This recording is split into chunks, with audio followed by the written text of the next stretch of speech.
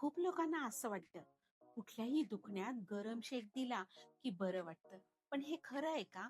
याचा योग्य वापर कधी आणि कसा करावा? म्हणजेच थंड आणि गरम शेक याबाबत आज आपण माहिती बघतोय. कोल्ड ॲप्लिकेशन्स म्हणजेच थंड शेक केव्हा बरं दिला जातो? तर जखम नवीन असेल, पहिल्या 24 ते 48 तासात थंड शेक द्यायचा आहे. स्वेलिंग आणि रेडनेस असेल, स्नायू खेचला गेल्यास, पाय मुरगळल्या गेल्यास, मुका मार असेल, कसा वापरावा? आईस पॅक टॉवेलमध्ये गुंडाळून दुखणाऱ्या भागावर फिरवावा. दिवसातून 2 ते 3 वेळा करावा. 10 ते 15 मिनिटं शेक द्यावा. यामुळे वेदना कमी होतात, ब्लिडिंग कमी होते. आणि महत्वाची काळजी म्हणजे आईस डायरेक्ट स्किनवर ठेवू नये, नाहीतर बर्न होण्याची शक्यता असते.